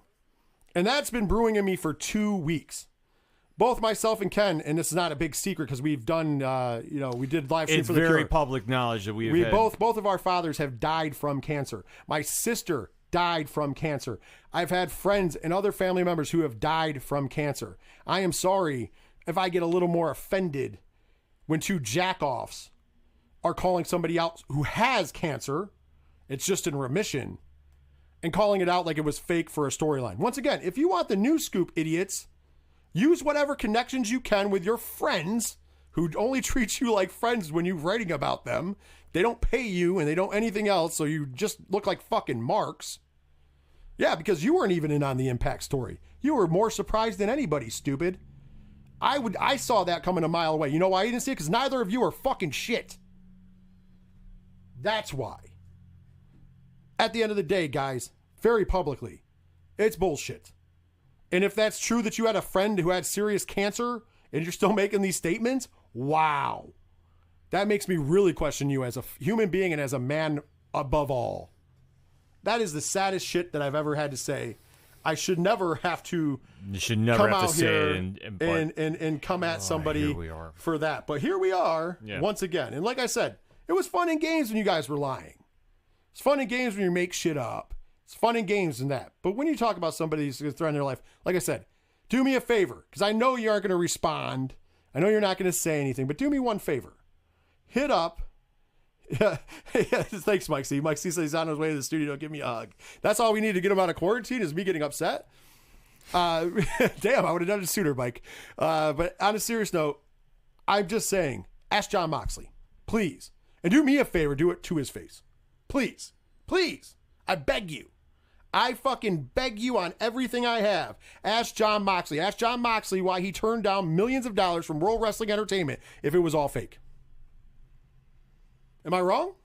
No, you're not wrong. You're 100% right, unlike those 2 clowns. And it's sad. It's just the saddest shit that I have to talk about here. So, once again, I'm done talking about you clowns. I'm done giving you any fucking press at all, even if it is fun for me. Just go away. Just go away. And if people want to defend them, go away too.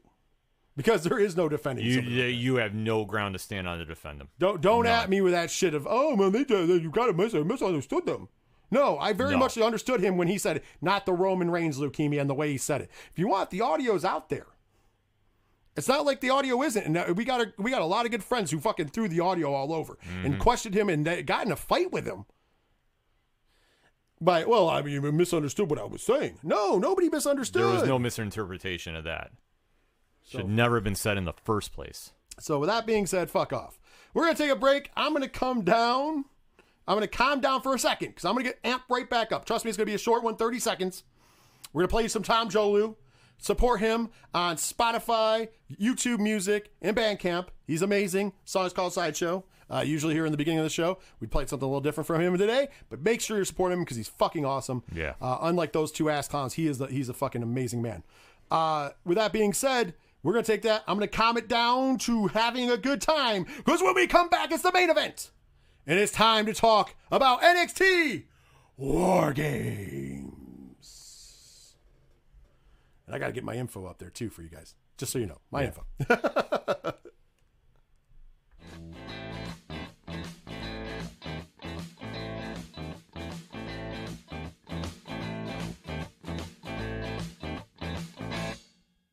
Sitting at the bar, beer in hand, as you come up to me, concerned about your ex-man. If I was him, I would have left you too. And I don't want to know, and I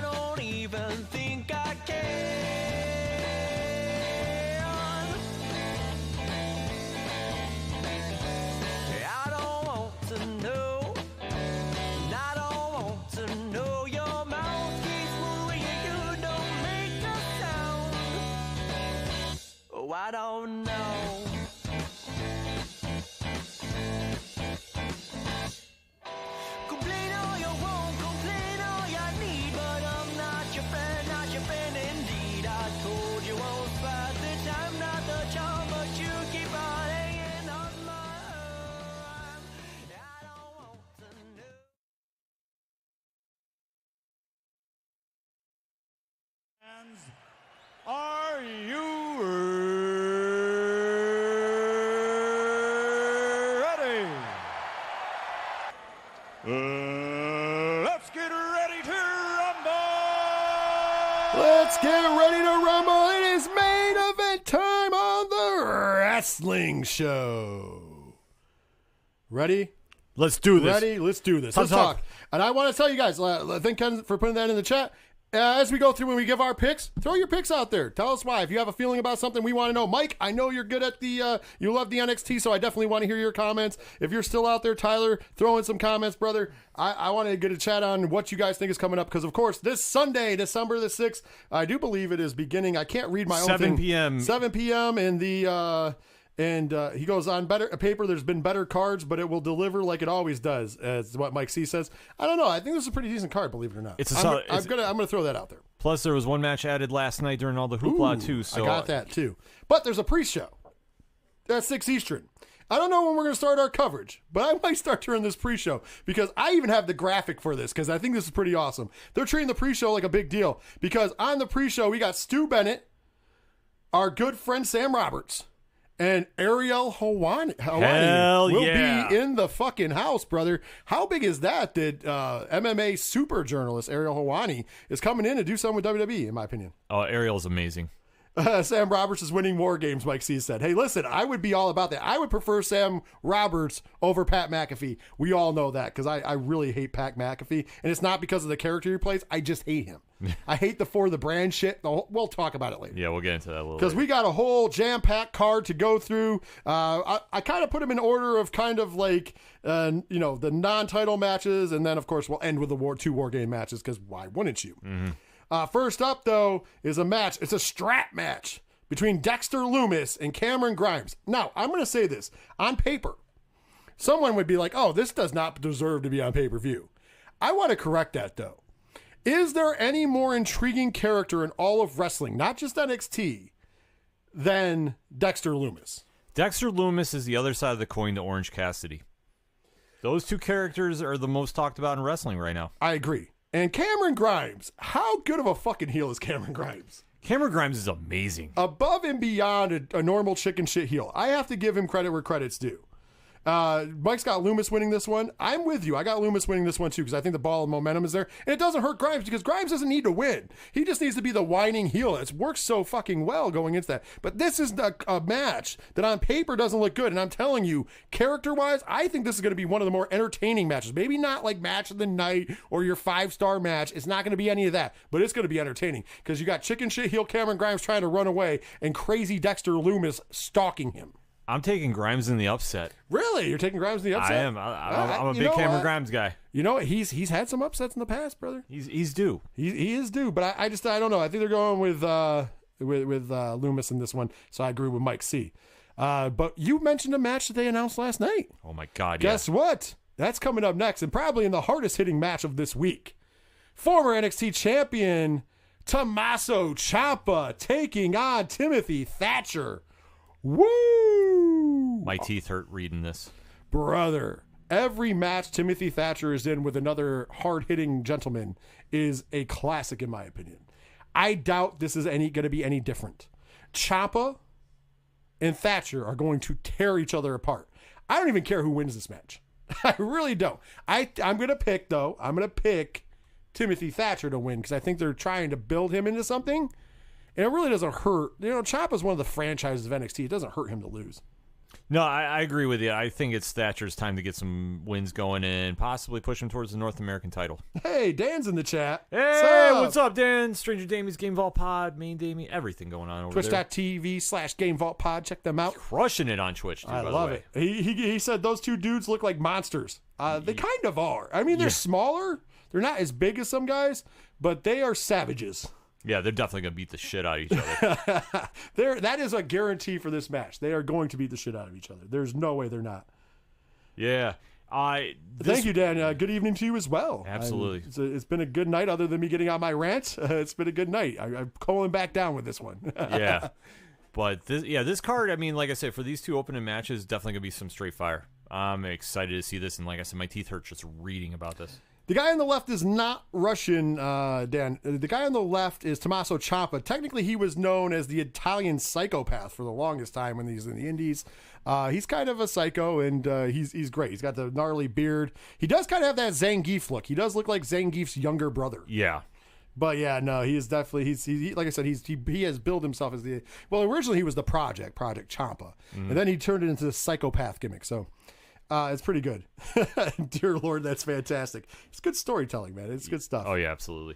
So we're going to bring to our only title match. By the way, there's only one title match on the card on this wonderful evening, and that is a 3-way for the NXT North American Championship. Your champion, unlikely as he is, Leon Ruff, will be defending the North American champion against former champion Damian Priest and also former champion Johnny Gargano. This is intriguing. The current and last two NXT North American champions are about to get it on in a triple threat match. Ken, break it down. So this is a very interesting match. Damian Priest trying to get back in the momentum of getting his belt back. Leon Ruff with the upset of the year. Johnny Gargano has more Ghostface hanging out with him, which now that he is like a Ghostface coalition, I don't know what the hell is going on there, but I'm here for it. I think Johnny Gargano wins with help from whoever the Ghostface are. Funny enough, Mike C said the same thing. He said going with Gargano with help from the two ghost faces. He said it even before you said it, and he said interested to see who they are as well. I almost wonder, would they hold off and have him be the Rascals to debut? Could be. I wouldn't be surprised. Yeah. It's been done before. The other one that I was thinking, but it's a little bit too low on the card for it. I was wondering if they try to pull it off that it is somehow the former NXT champion, Killer Cross. Oh, wait a minute. He did a Karrion Kross. Yeah. I can't call him the wrong name. And the reason being is just because Gargano sold his soul to the devil, possibly. I don't think that's going to... I think it's too low on the card. Yeah, if it was for the low. NXT title, then it would be. And that would be the soul selling. But that was kind of what I said. Mike C says, they both can be Aaliyah. Does Aaliyah have a twin? Mike C would know these things, as that's his favorite wrestler. Yes. But guess what? So I'm actually going to pick Johnny Gargano as well, for much of the same reasons. But guess what? Guess what time it is? War Games! Of War Games! War Games! War Games! We got War Games. Let's start off with a women's War Games match, which we found out the final participant in last night on NXT on USA. So first we have the team Candice LeRae, which will be Candice LeRae, Dakota Kai, Raquel Gonzalez, and Toni Storm, fresh off of turning heel. Mm-hmm. Taking on the Shotzi Blackheart's team, which of course is Shotzi Blackheart. It is now the NXT Women's Champion, Io Shirai. Also, former Women's Champion. I said champion. Yeah, you're going somewhere with that. Ember Moon and Rhea Ripley. Yeah, this is going to be an interesting match. When they held off announcing who was going to be the fourth competitor, I actually thought it was going to be Charlotte. And I would have been surprised. That would have been a big surprise. But this match has been definitely getting a nice build-up. I mean, Shotzi versus Candice has been a great feud thus far. Rhea Ripley getting in the mix, too, has been a nice add. And Toni Storm turning heel has been a huge addition as well. And there's layers to this one. Because obviously, if you guys pay attention, the first NXT UK Women's Champion was Rhea Ripley. Mm-hmm. And she lost the title to the second one, which was Toni Storm. So there's a layer there. There's been beef between Ember Moon in the past and even some of her teammates. Her and Io Shirai had a little bit of a program before Ember Moon left NXT the first time. Yep. When Io Shirai was coming in. There's a lot of layers in this match that I think that could go a lot of ways. I'm going to agree with Mike. I think the faces are going to win this match. I think it's just going to be the powdered out face win. And the reason why I say that is because I don't know what the end game is if the heels win. I think the heels do win. Really? Because I think Rhea Ripley turns. Oh, she's going to turn heel? Yep, she turns heel or to just herself? Or just, she'll do something. I think she's going to be the big X factor in this match. She stings it? Yeah. From that War Games where Sting, was accused of being in the NWO and he just said fuck it and left? Yeah, I could see something like that happening here. They're going to do something definitely different. I could see definitely Candice LeRae taking a crazy bump, which I'm not doubting her doing her finisher off the top of the cage. All right, I'm with you. I'm with you. They're going to do some wild shit. There's going to be some crazy stuff in this match. They're going to do some what, wild. Keep your eyes on it. But guess what, Ken?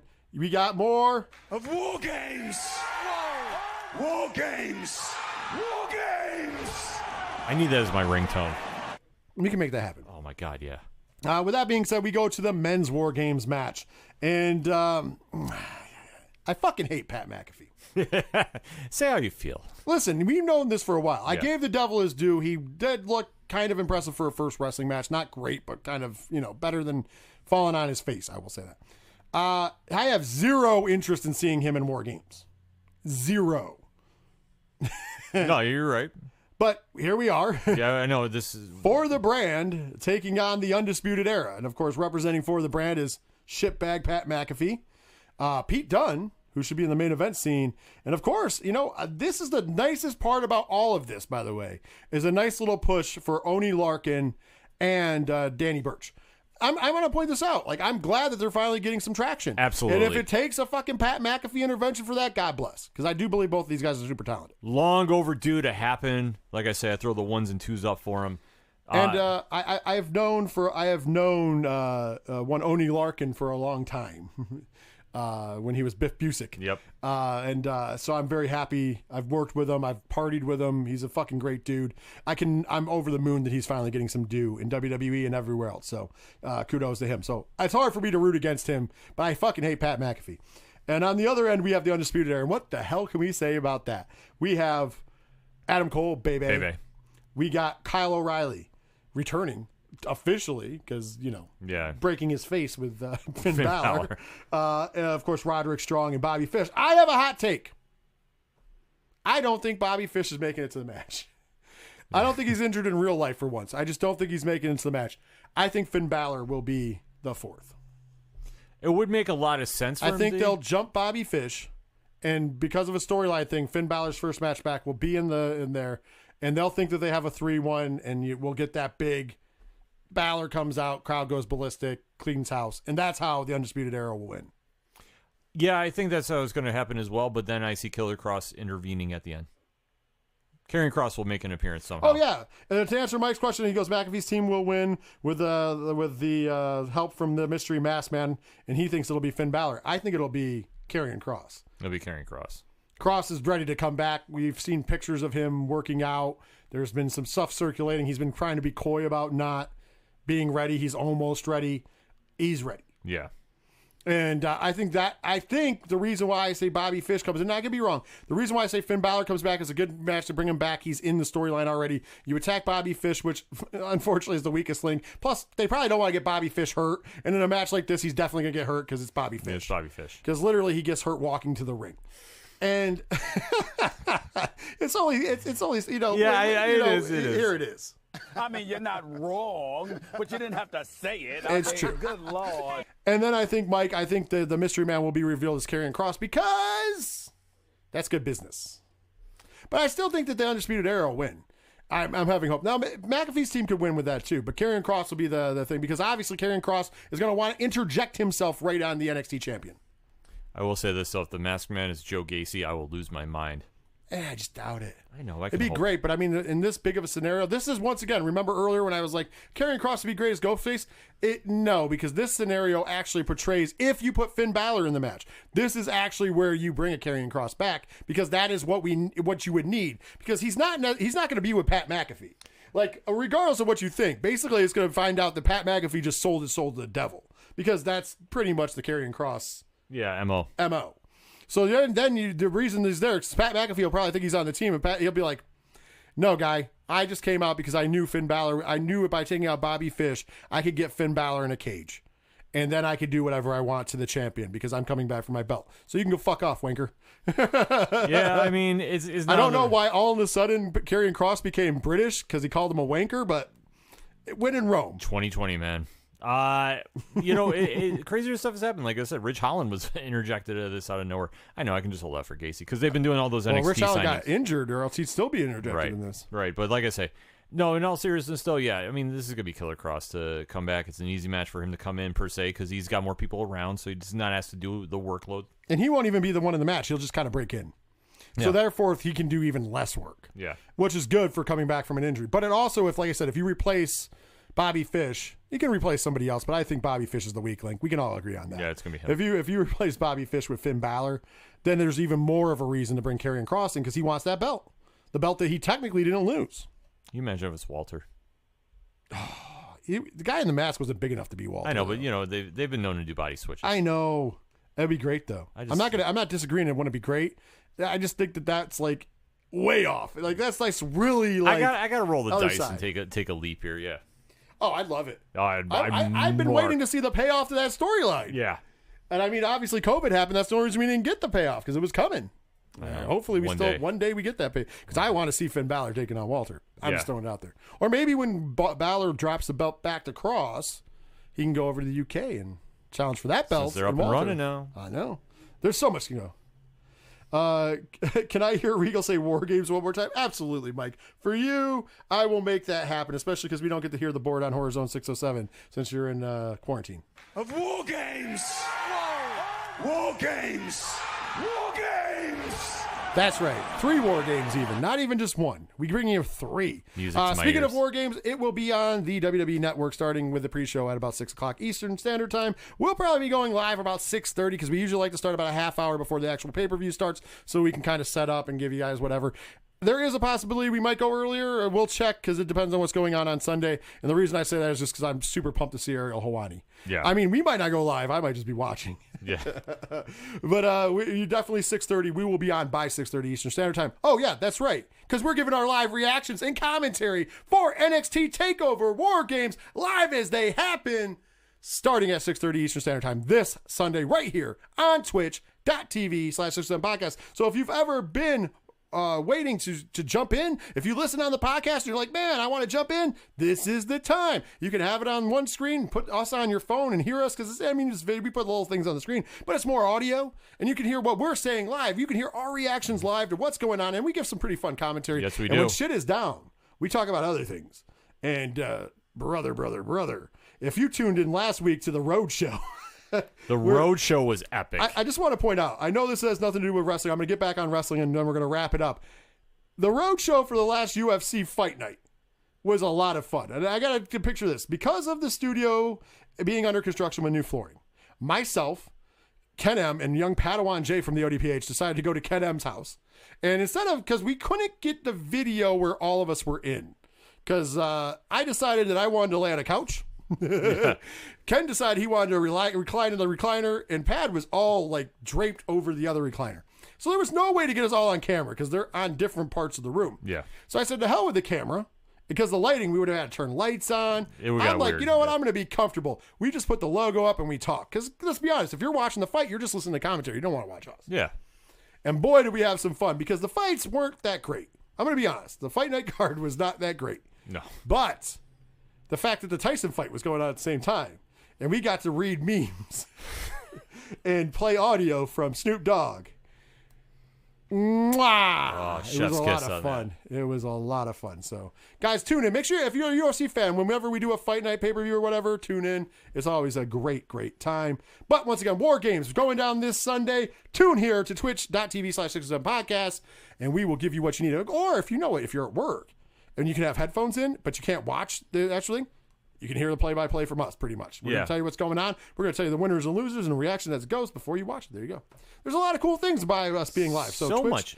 Twitch.tv/607podcast. So much happening that you want to definitely drop a foul, tell your friends to drop a foul, tell their friends to drop a foul, and just keep getting more content that only we can provide here. And Mike C., one more time for you. Remember, we are going to be watching NXT of War Games. War Games. War Games. This Sunday, twitch.tv/607podcast, as we watch it live on the WWE Network. But Ken M, it's time to come to the end of the show. It's time to tell people where they can find the Ocho Duro Parlay Hour here at the end. Let them have it. You want to talk to anything and everybody involved with the ODPH, you swing on over to OchoDuroParlayHour.com. Join the conversation on Twitter, Facebook, Instagram, Podchaser. Drop a 5-star review, and always remember to use the hashtag ODPH. And of course, you can talk about anything with the 3 Fat Nerds podcast over at 8122productions.com. You can get all of our links. You can get all the things going on. You can even find about Horror Zone 607. You've been seeing Mike C in the chat at HC607 in the chat the whole time. You can hear what we have to say about horror. We'll be back this week since the floor is not being put in this weekend. It was last weekend. And we're going to be talking about a lot of things about horror. It's going to be awesome. Yes, you have a good night too as well, See you, Mike. So go ahead and tune in there. Of course, if you want to listen to this again in podcast form, you want to hear that rant that I did on Dave Meltzer again, you want to hear our take because you missed it on AEW and you don't want to watch it, you can listen to the audio form. As of tomorrow, it will be up on the Three Fat Nerds podcast network. So just search Three Fat Nerds on any podcast provider and bam, there we are. And of course, weekly, we bring you a nerd show as well. It's all about pop culture nerdom. Of course, you can find the Ocho Duro Parlay Hour. They do a podcast as well about nerdom and sports. They have two of them. I know you guys changed it out, and it's no longer the ODPH Sports Edition and the ODPH EE Edition, which was the Entertainment Edition. But I'm old school, so they'll always be that to me. Tune in twice a week to those guys as well. Thank you so much. Searching that out by OchoDuroParlayHour.com or just ODPH wherever you get podcasts. And of course, you go to their website. All that happy jazz. I know we're double booking, but it's cool. Mike C says, I hope the professor's mom will be with us this week. Well, she might be with me and the professor because, as we know, you won't be in studio. Or will you, Mike? Now the challenge has been thrown down on Twitch. I know. I mean, he did offer to give me a hug. You now promised Rich a hug. You need to deliver. Yes, and I'm not sick. I can promise you that much. With that being said, great times. Let's also talk about how you can support us here. If you are listening on podcast form, actually, if you're listening right now on twitch.tv/podcast, whether it's live or whether it is, not, she'll be in Studio 13 with him. Okay. Enough said. You better go over with that with the professor.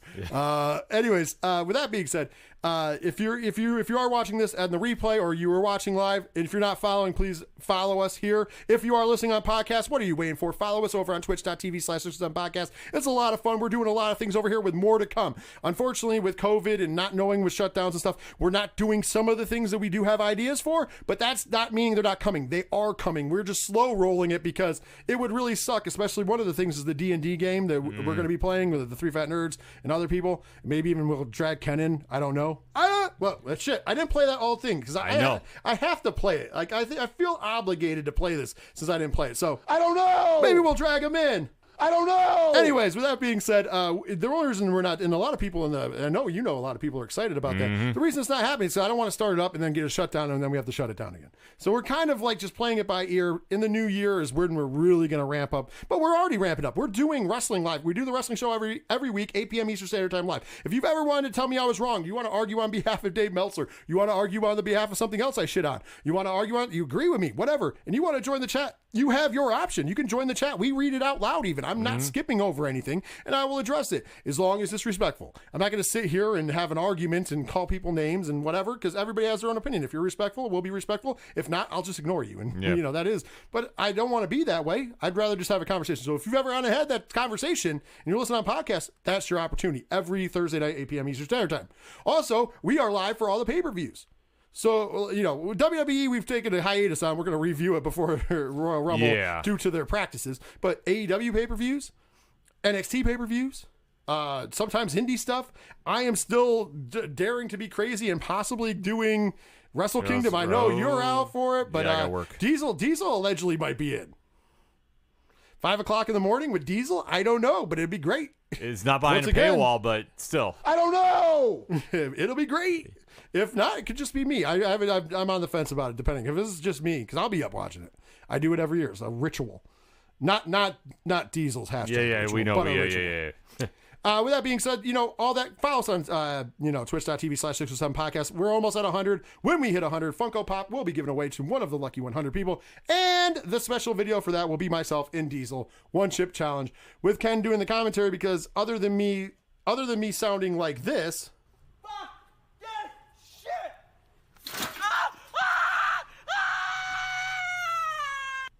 I will not be. No, there's not going to be any hashtag hot ramen, Mike.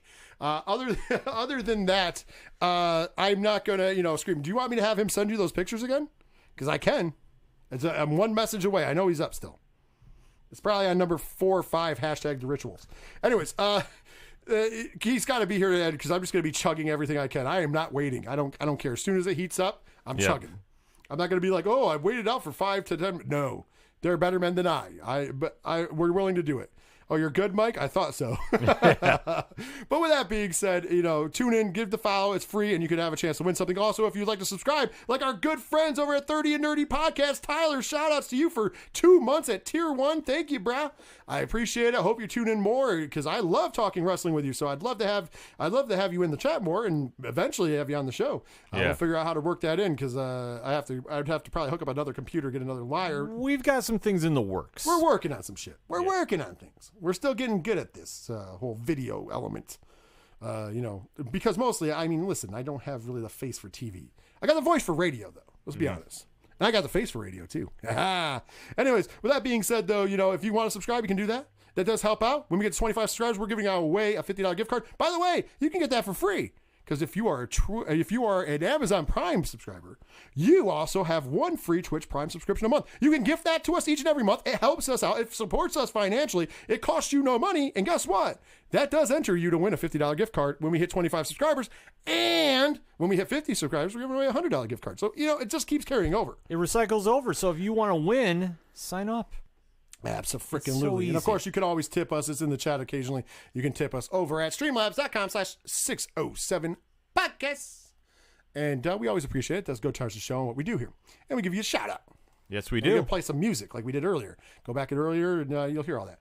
So with that being said, though, did I miss anything? Oh, patreon.com/8122productions for as little as $1 a month. You get a ton of extra bonus content, including hearing the hottest show behind a paywall, Love is Scary. And also, I've always said, if you don't like it, I will send you back a $1 and change because of thing in the mail. Even. I'll just out of my pocket. Because trust me, it's behind a paywall for a reason. It is. If you think I'm bullshitting, go ahead and then try to argue the fact that it doesn't need to be behind it. Yeah. Woo! Once $1 gets you door, $3 gets you day. And I've heard I'm giving gifts away to my patrons. The $3, the Chubby Chasers this December. Ooh, the plot thickens. They might not get it until January, but gifts are in the works. As a thank you for being a Chubby Chaser. That's what the $3 tier is, by the way. Right on. With that being said, I think I covered everything. Yeah, you got everything locked in, so definitely make sure you drop that follow, tell your friends, and be with us here on Twitch on this Sunday as we are recording December 6th, 6:30, we'll say, Eastern Standard Time. Definitely by 6:30. We might go a little earlier because I think I'm going to be here early, at least watching, because my boy here, Hawani's on. Yeah, I'm going to see if I can swing here. I'm a fan. Yes. I'm a big fan of his work. But unlike those other ass bags, I'm a fan of his work. Yes. We love Ariel, but fuck the other guys. Yes. With that being said, though, thank you guys for tuning in. Before we go, I just want to make sure that I plug this. As we do, we end the show every week with one of our favorite songs, period. And I mean that. That's not a work. It's a shoot. This is one of our favorite songs, period. It's from our friends over Second Suitor. You can find it. It's on the Super Duper EP, available on Spotify, YouTube Music, and Bandcamp. Support them if you like it. Super cool. And you can buy merch, correct? Yes. They just rolled out a new merch store.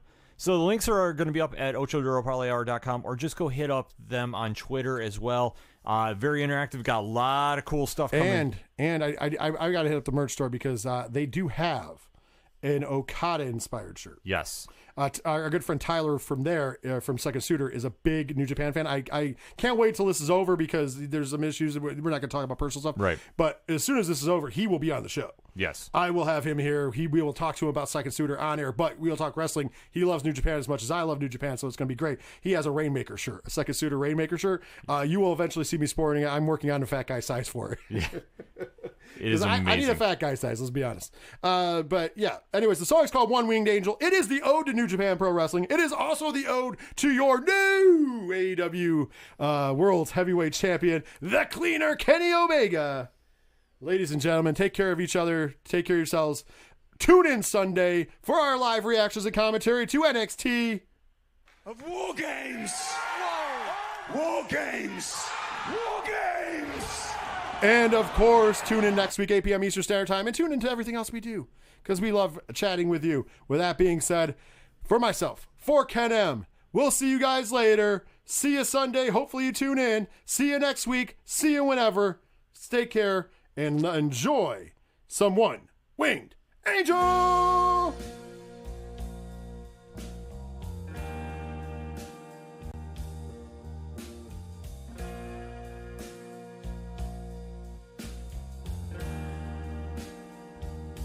If you take my hand,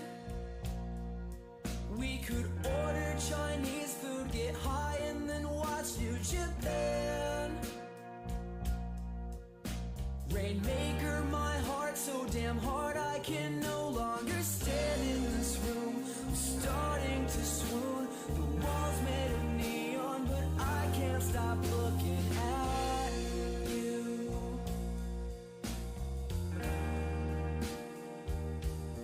Looking at you. And I've got a plan to shatter the hourglass, emptying all of the sand. This moment is infinite, dancing along with the band. Will you sing with only one wing? The angel I've looked for, and she can't stop looking at me.